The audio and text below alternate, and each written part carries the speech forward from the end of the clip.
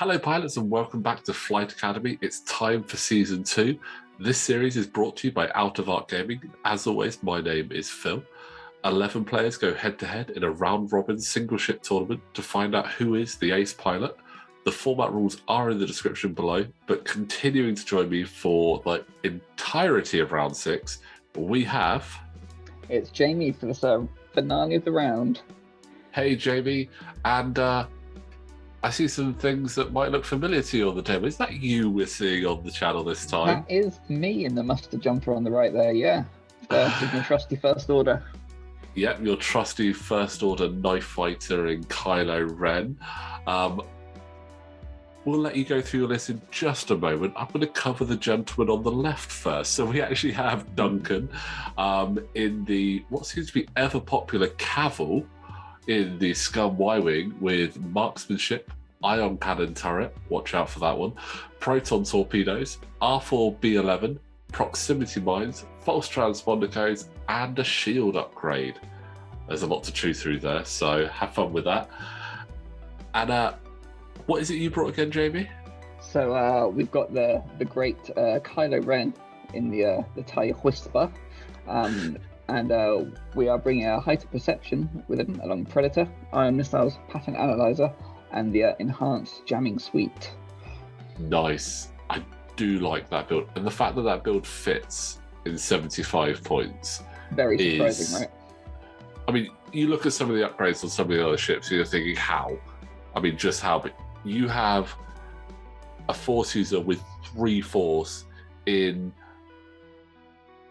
a slightly lesser interceptor, shall we say?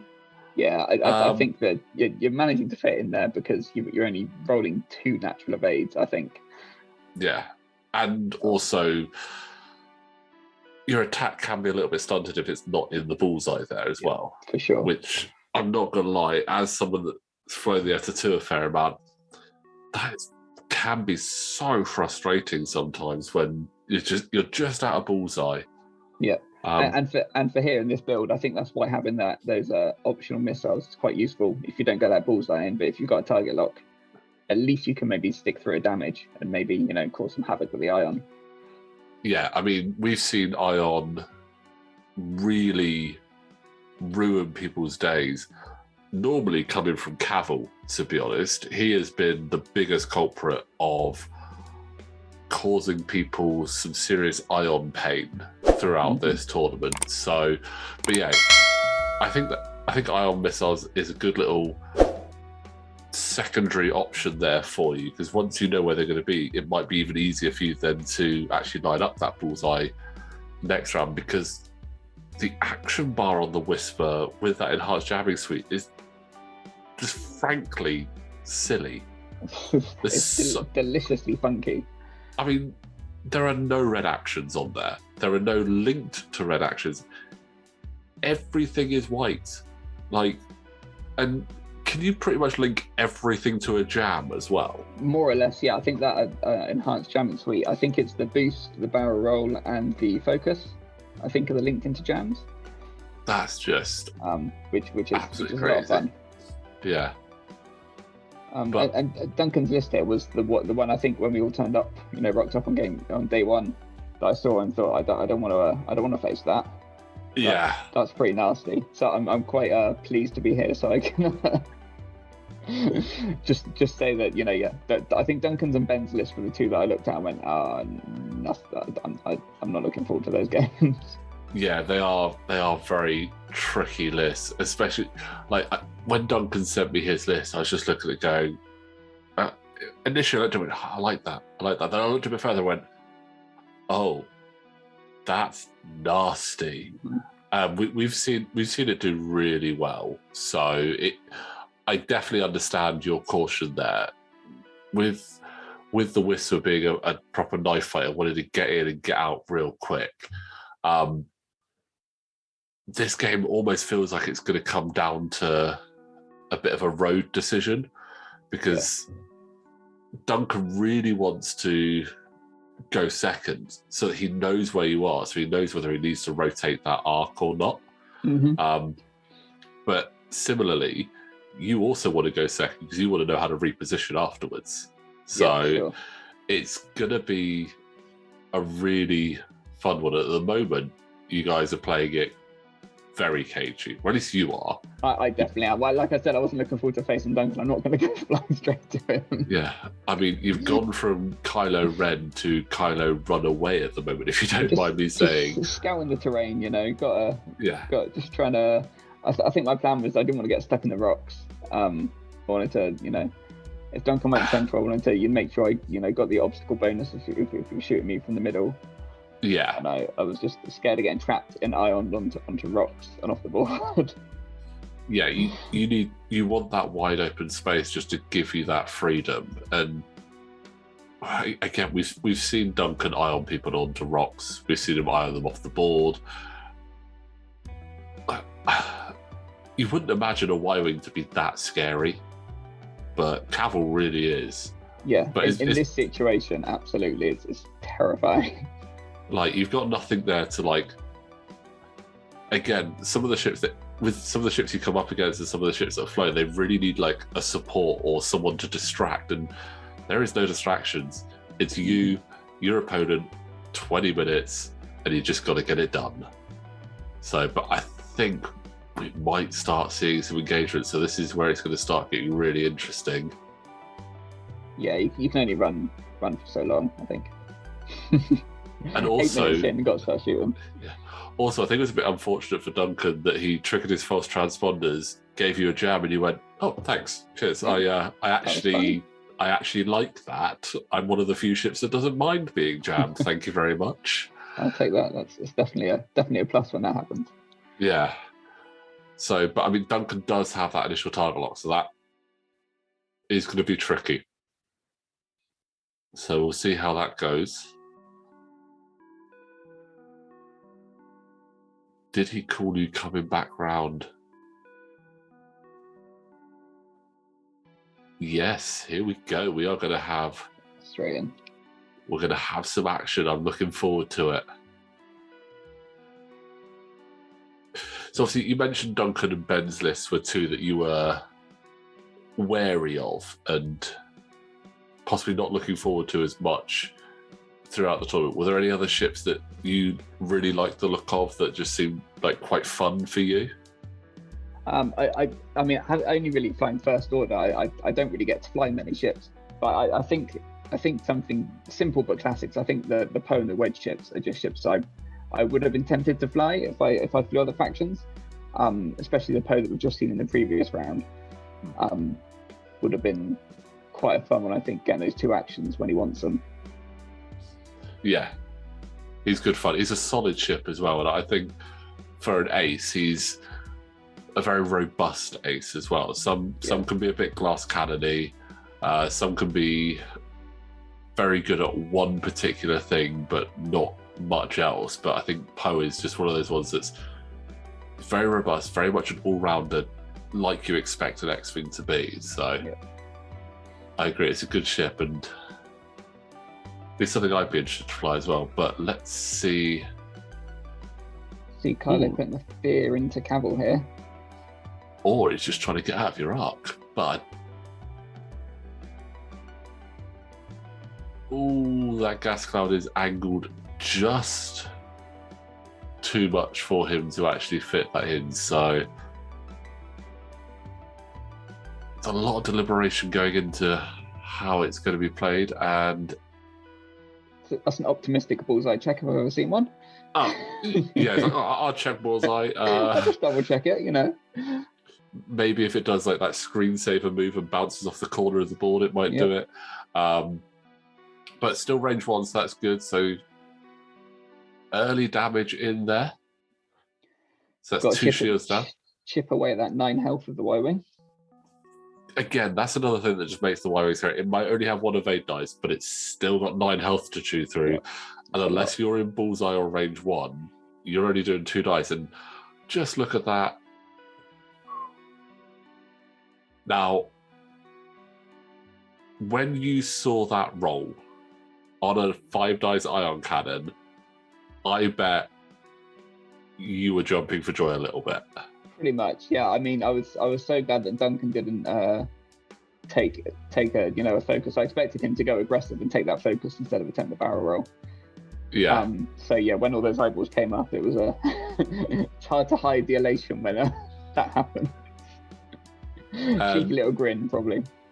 Yeah. And it's something you might remember you mentioned in game 1 of round 6. You said about it's okay to take a shield early. You had the option to spend the force to not take damage, but you decided, actually, I'd prefer to have 3 force. And you took that shield there. So very much sticking to that first order.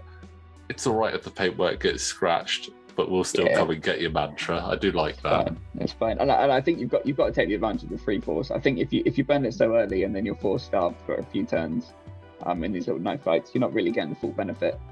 And with Kylo's ability as well, you really want to use them offensively if you can. So I think quite happy to just take a shield if it means that I can maybe put 3 force into an attack the next turn or 2.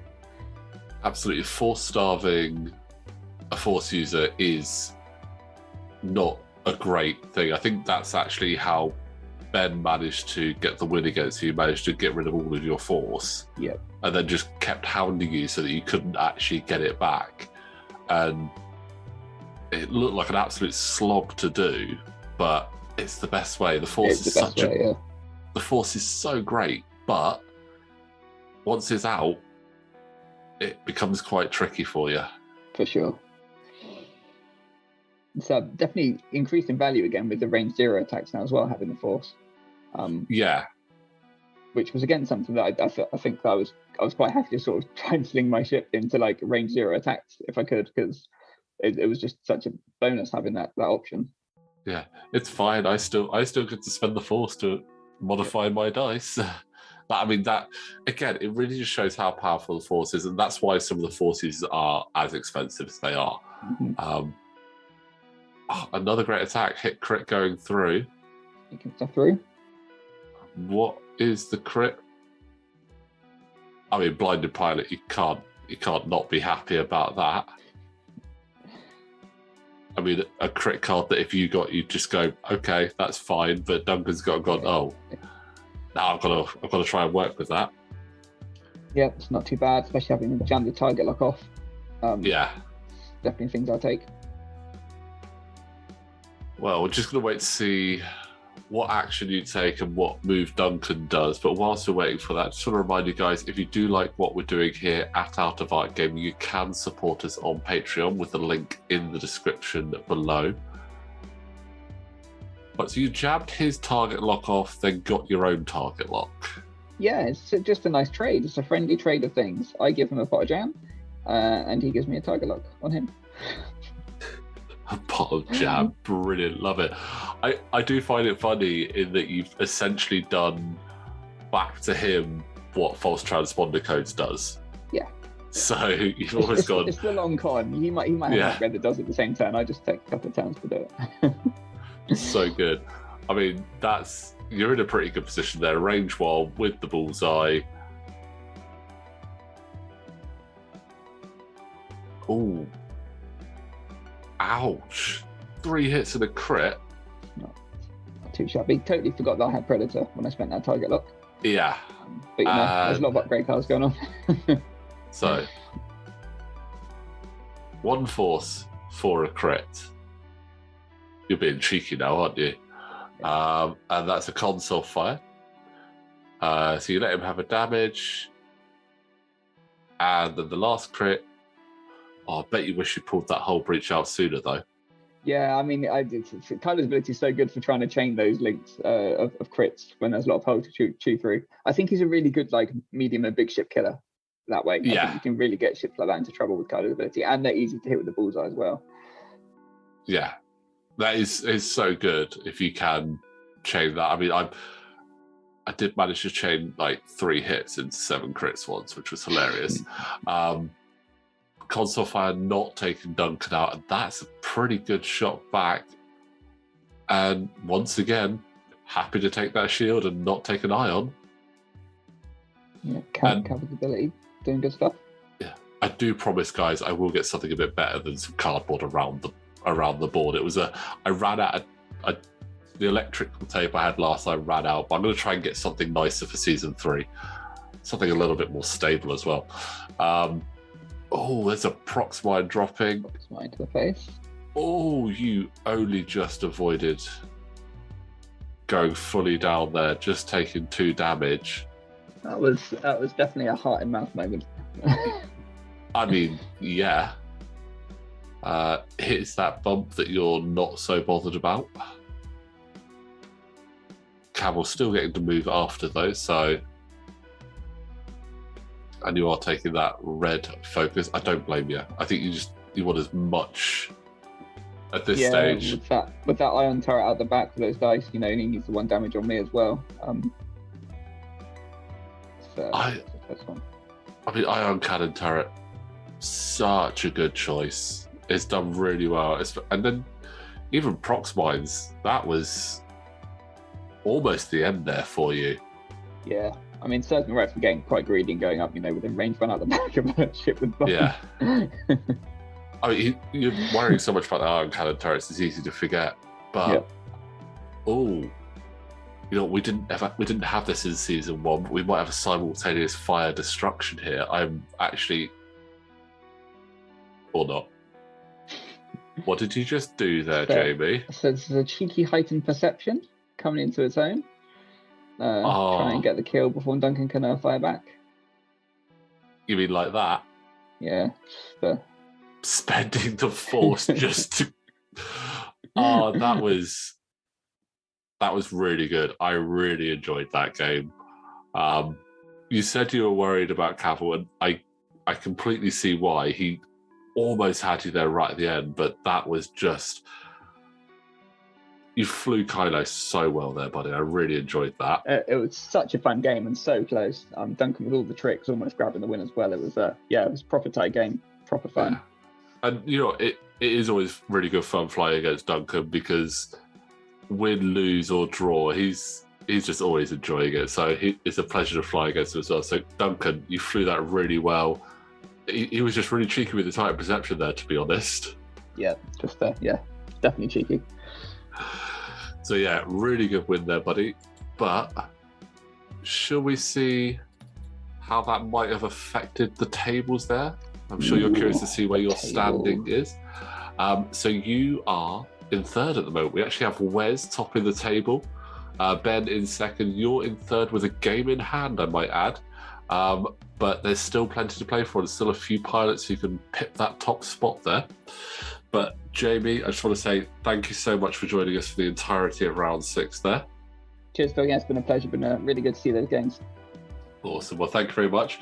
But guys, again, don't forget, like the video, subscribe to the channel, link for the Patreon in the description below, and we will be back very soon for round 7. See you next time.